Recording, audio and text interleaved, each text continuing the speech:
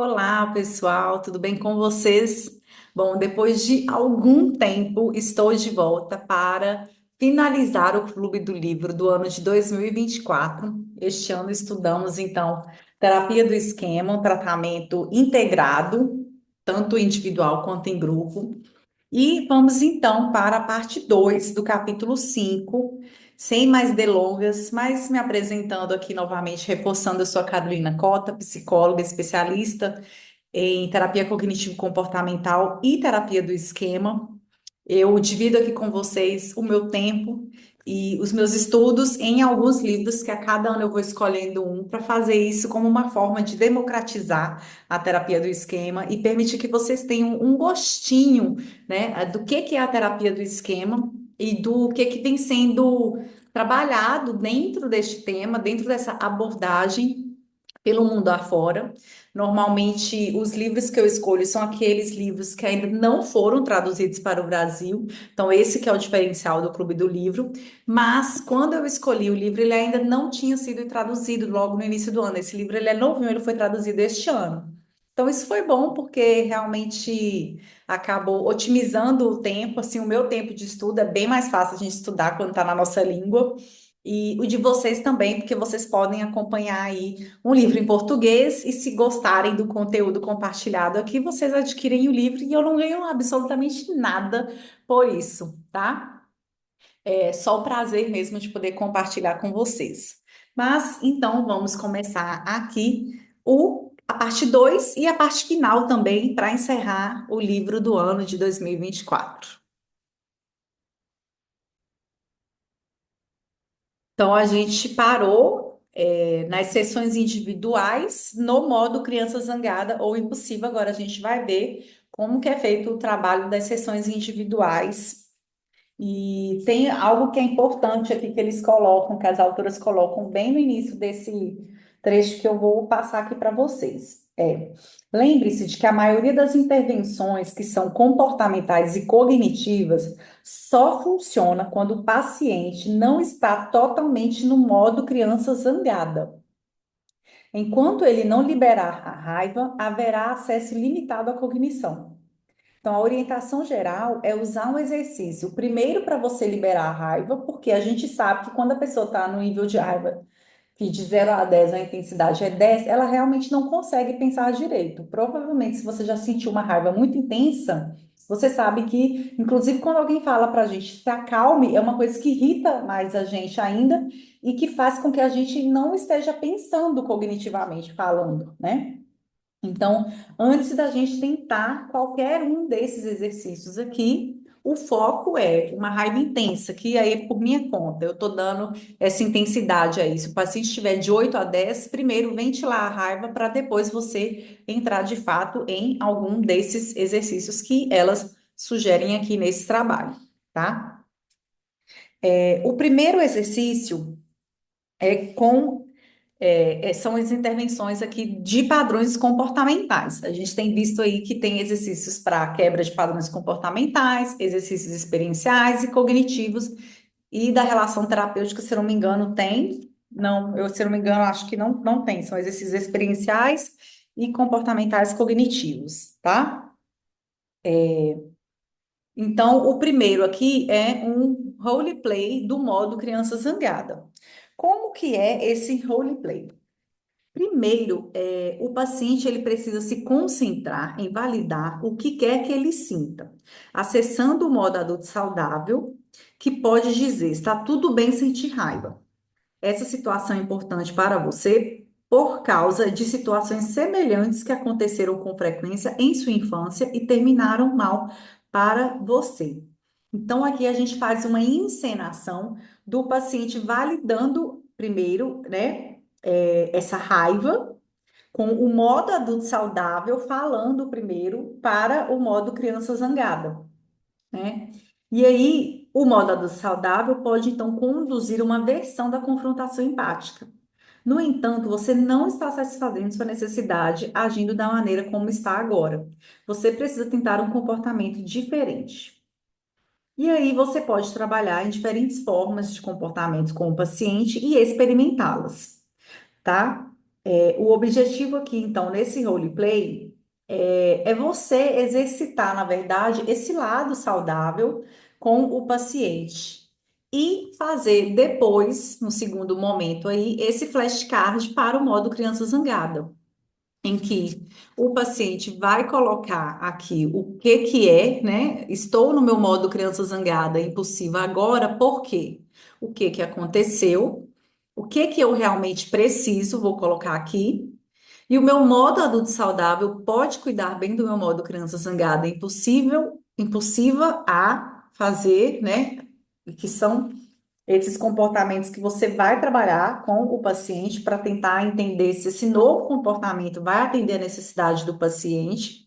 E aqui não ficou completo, mas o outro ponto é meu modo adulto saudável. Não, é isso mesmo, tá certinho. É porque no livro está cortado. Então, são esses três pontos aí do flashcard que a gente utiliza para trabalhar esse roleplay aqui do modo criança zangada. O outro exercício, ainda na quebra de padrões comportamentais, vai ser o que elas deram o nome de reações dos outros ao modo criança zangada. Então, aqui elas reforçam, né, que o modo criança zangada ele pode causar problemas interpessoais significativos. É importante que os pacientes entendam que podem desencadear modos em outras pessoas por seus comportamentos.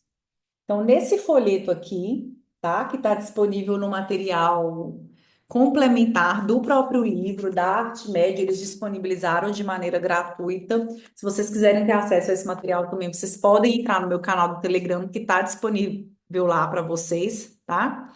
Então, a gente vai utilizar esse folheto para fazer esse exercício, em que tem alguns exemplos para você descobrir com o paciente em qual modo a outra pessoa está e o que que o paciente poderia fazer ao canalizar o modo adulto saudável dele para resolver o conflito.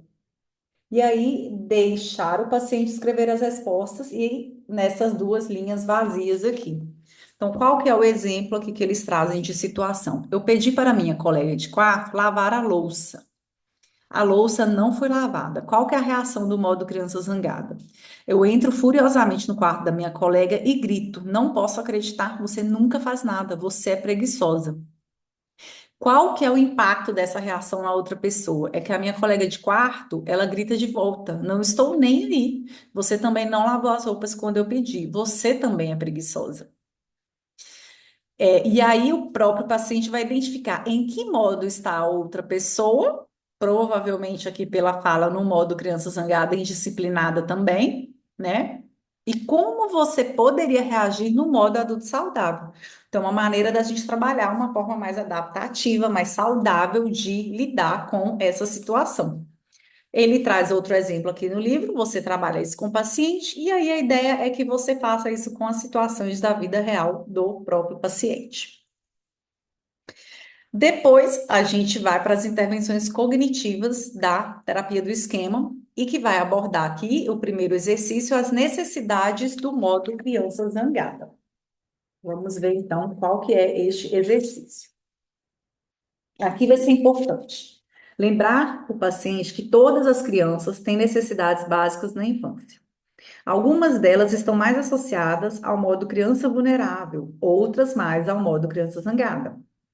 Se essas necessidades ainda estiverem presentes no dia a dia do paciente, é importante descobrir se e como ele tenta satisfazê-las agora. Isso é especialmente importante para o modo criança zangada, já que muitas vezes tentamos satisfazer nossas necessidades de maneira a nos colocar em apuros quando estamos nesse modo. Usando este folheto daqui, discuta as necessidades individuais de infância para o modo criança zangada e peça ao paciente que escreva sobre a sua experiência de infância e atual com elas. Avaliem quais necessidades ainda são importantes e como ele tenta satisfazê-las. Se houver áreas problemáticas, explique que o ajudará a encontrar maneiras alternativas de atender a necessidades de forma eficaz em uma das próximas sessões. Aqui é exatamente o que eu acabei de ler, né? Agora que eu estou vendo, então a gente vai discutir sobre essas necessidades básicas da infância. E a gente vai trabalhar, então, a necessidade de aceitação para o paciente. Qual que foi a experiência na infância em que essa necessidade não foi atendida, ou se ela foi atendida, como que foi atendida, certo? E como que eu tento atendê-la agora? Ele coloca. Segundo tópico aqui, validação de necessidades e sentimentos. E o terceiro, que aí realmente não coube aqui, é o respeito por limites. Então, o paciente vai refletir como que foi a experiência na infância e como que está, como está na atualidade. É um modo aí importante, é um exercício importante para o paciente realmente ter esse acesso de validação das suas próprias necessidades, porque a gente sabe que o modo criança zangada, né, os modos de maneira geral, eles são ativados quando uma necessidade emocional não é atendida, certo? Então, essa é a intervenção cognitiva. A outra, o outro exercício de intervenção cognitiva é trabalhar a necessidade de atenção.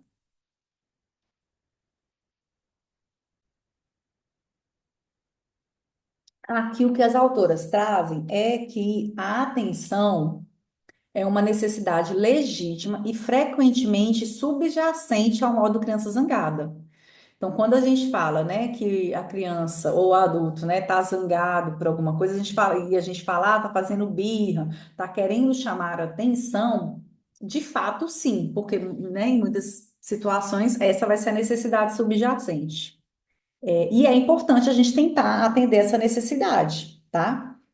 Algo que elas pontuam aqui é que a dificuldade de aceitação dessa necessidade muitas vezes está vinculada à mensagem das vozes internalizadas, negativas, críticas, punitivas dos modos pais ou vozes internalizadas, né? Então, que podem interferir então nessa aceitação de que a necessidade de atenção é algo importante e normal. Todos nós precisamos de atenção, tá? Então, a gente vai trabalhar esse folheto aqui. Que a primeira pergunta é: você aceita trabalhar essa aceitação? Você aceita a sua necessidade de atenção? Né? Muitas vezes a gente escuta, né, no relacionamento, às vezes a gente vê entre casais, um falando, ela tá fazendo isso só para chamar a atenção, e, né, falando como só para chamar a atenção, como se fosse uma coisa ruim. Bom, mas só para chamar a atenção é porque ela de fato está precisando de atenção. Então, aqui a gente pode abordar se você consegue aceitar essa necessidade, né? Provavelmente quem fala, ela fulana está fazendo ou fulana está fazendo isso só porque precisa de atenção, às vezes está invalidando essa necessidade e não aceita, né? Então aqui a gente primeiro tenta trabalhar isso. Segundo, o que que é preciso para que a sua necessidade de atenção seja atendida? Como a sua necessidade de atenção foi atendida quando criança? Como ela é atendida hoje? As outras perguntas é o que que acontece hoje quando a sua necessidade de atenção não é atendida? Você já tentou satisfazer essa necessidade de maneiras não saudáveis? Quais são elas? Que maneiras saudáveis você conhece para pedir atenção? E aí a tarefa é praticar o exercício de maneira saudável, descrito na pergunta 7, e registrar os resultados, que é praticar de fato, pedir atenção de forma saudável e registrar como que foi colocar em prática isso no dia a dia. Depois vamos para as intervenções experienciais, em que temos dois exercícios. Um primeiro aqui é o exercício de liberação da raiva, e o segundo, que é o diálogo de modos para o modo criança zangada. O que que vai ser trabalhado, então, no exercício de liberação da raiva? Exatamente o que ele está, né? O nome aqui do exercício, o objetivo é que o paciente libere a raiva, mas através da fala. E enquanto o paciente ele vai falando, né, o que que o deixou chateado, a postura do terapeuta vai ser adotar um tom de voz neutro, calmo e de transmissão de aceitação da emoção. Então você tem que observar os seus gestos, né? Se você está ficando assim, se você está se desligando, então é realmente esteja presente com o paciente, deixe que ele expresse a raiva, né? Em alguns momentos você pode perguntar, né? Existe mais alguma coisa que você está com raiva? Há algo mais que você queira dizer? É, realmente estimular que o paciente ventile a raiva dele, tá? Aqui elas pontuam que é importante o terapeuta não ser excessivamente empático para não ativar o modo no paciente da voz internalizada punitiva, que inibe a expressão da raiva, tá? É importante, então, que o paciente realmente expresse toda a raiva dele ali através de fala e que ele não vá para uma agressão, que ele não quebre objetos, que ele não grite com você, terapeuta. E se isso acontecer, você vai precisar pontuar isso, dar um limite de maneira assertiva. Quando as pessoas liberam completamente a raiva, elas atingem um ponto de exaustão. E aqui o objetivo é que, de fato, o paciente se encontre exausto e que ele possa dar acesso, permitir que a gente tenha acesso ao modo criança vulnerável, tá? Porque é onde está a dor dessa criança, dessa necessidade que não foi atendida. A gente quer acessar a criança vulnerável para a gente poder ajudar na cura e fazer a reparação parental. Um terceiro passo também aqui é analisar com o paciente qual parte da raiva foi desencadeada pelo passado e qual parte de fato presente a situação presente. E em último passo, você pode fazer o primeiro exercício, que é de encenação da parte saudável, né, de expressão assertiva da raiva. O segundo ponto aqui que a gente vai trabalhar é o diálogo de modos para o modo criança zangada. E vai ser importante a orientação aqui, tenham-se duas cadeiras, uma para o modo adulto saudável e outra para o modo criança zangada, e eventualmente, se for um consultório presencial, que você tenha outras cadeiras à disposição. Online, a gente sabe que às vezes a gente precisa trocar, né, de lado aqui na tela com o paciente, tá? Você vai trabalhar então com o paciente no modo criança zangada ou vai pedir para ele descrever uma situação em que ativou esse modo. Primeiro, você vai se certificar, né, de começar, o paciente vai ocupar primeiro a cadeira da criança zangada e vai se certificar que o modo criança zangada está sozinho, não tem vozes internalizadas ali do lado, né, falando, você não pode sentir raiva, ou você é inadequado por sentir isso, tá bom? Bom, ele estando no lugar, então, sozinho, sem essas vozes críticas, você vai pedir para ele externalizar tudo que o modo criança zangada tem a dizer. Certifique-se de que o paciente expresse os sentimentos e as necessidades desse modo. Identifique-as por nome para enfatizá-las. Então, o foco aqui é na expressão das sensações, né, das sensações corporais, das emoções e das necessidades que não foram atendidas.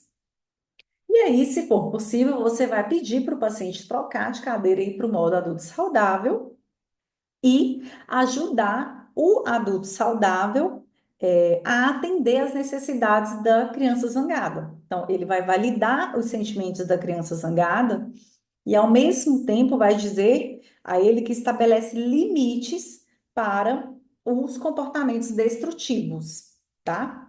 O modo adulto saudável pode esclarecer para o modo criança zangada o que ele acha que é a necessidade e se o comportamento da criança zangada a atenderá. Normalmente não atende, né? Deixe o modo adulto saudável dizer ao modo criança zangada o que ele fará para atender a necessidade. Satisfaça as necessidades da criança zangada até que a raiva passe. Depois você volta para as cadeiras habituais e discute com o paciente como foi o exercício, qual que foi a sensação dele e como que ele pode colocar em prática isso no dia a dia dele. Combinado? É, Finalizamos o modo criança zangada, vamos então para o modo criança feliz. Começando pelas intervenções de quebra de padrões comportamentais, a gente tem dois tipos de exercícios, evocando o seu modo criança feliz e brincando, né? Que já dá uma dica aí do que de fato iremos fazer. É que você dê este folheto aqui uma semana antes de trabalhar com o paciente, o modo criança feliz, tá? Que basicamente o folheto é como você evoca o seu modo criança feliz. É realmente pedir para o paciente entrar em contato com essa experiência e fazer atividades ou um exercício de imagem que evoque essas sensações, a emoção, né? Que é o como você se sentiu, onde estava esse sentimento no seu corpo, você sorriu ou riu, como foi sorrir ou rir, né? Realmente entrar em contato aí através de de um exercício de imagem, para a gente poder visualizar a cena de maneira mais completa e claramente possível, tá? Depois você vai perguntar para o paciente como é que ele se sentiu e tente ancorar o sentimento fisicamente, pedindo para estar ciente de onde o sentimento está localizado no corpo. Então, esse é um exercício que ele vai pensar sobre isso, né?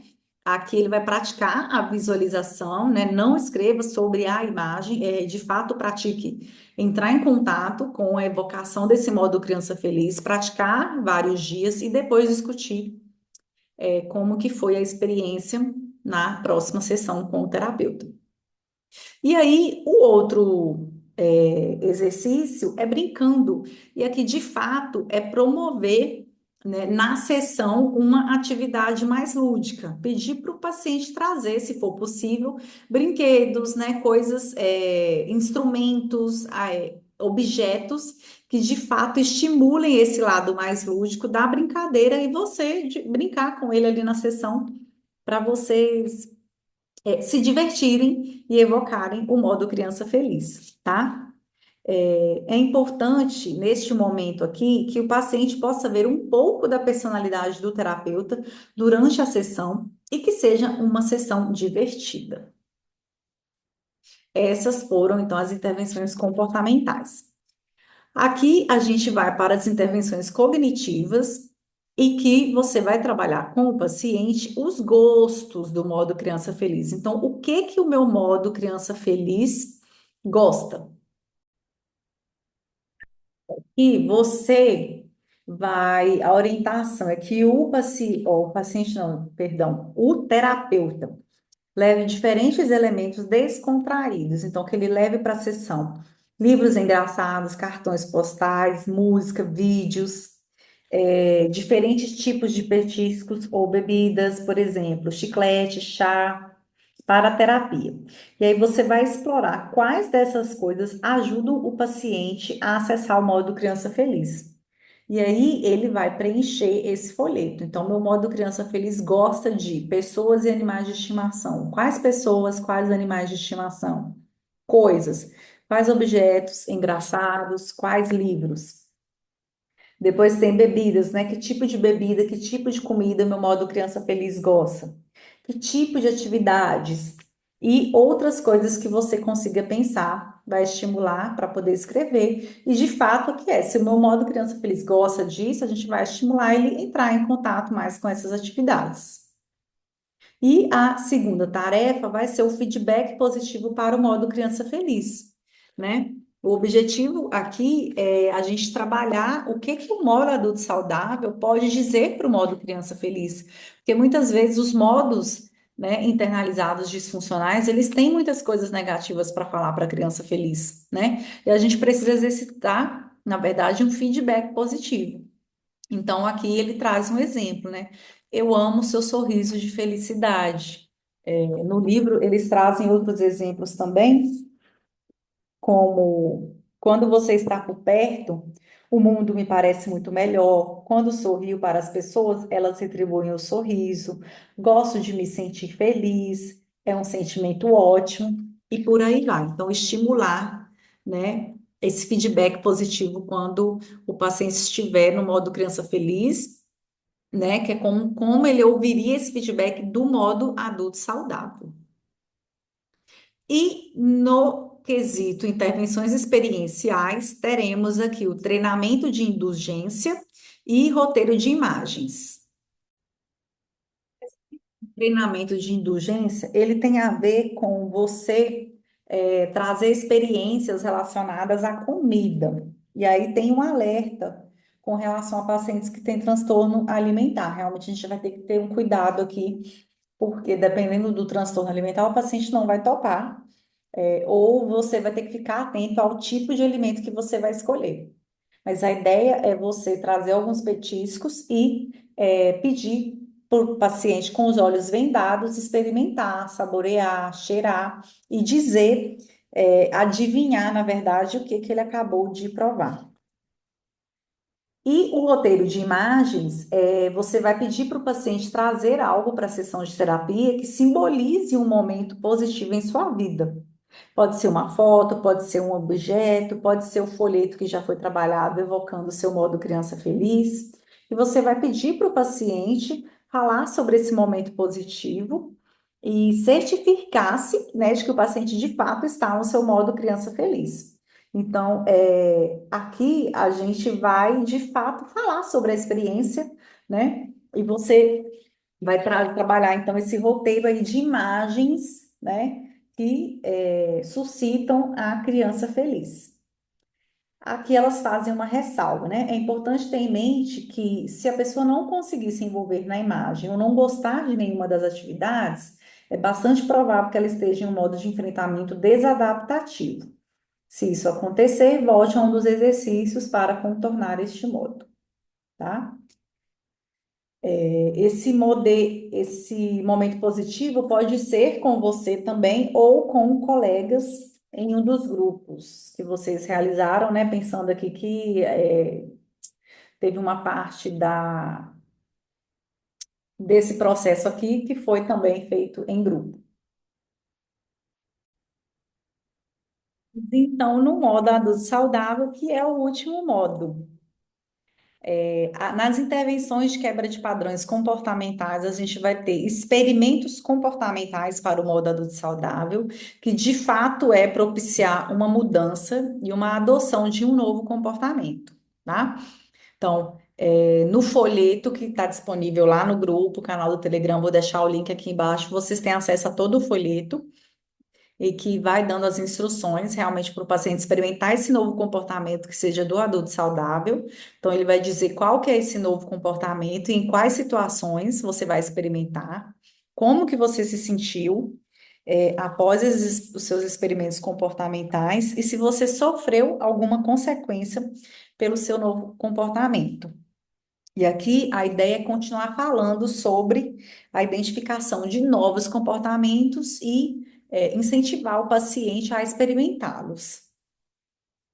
O segundo exercício é conhecendo o seu modo adulto saudável, que o que acontece é que muitas pessoas às vezes nem conhecem o próprio adulto saudável. Então, o folheto também que vai ser trabalhado é para a gente suscitar isso, né, ao paciente. O que que você sabe sobre o seu adulto saudável? Liste todas as qualidades positivas, negativas e neutras que conhece.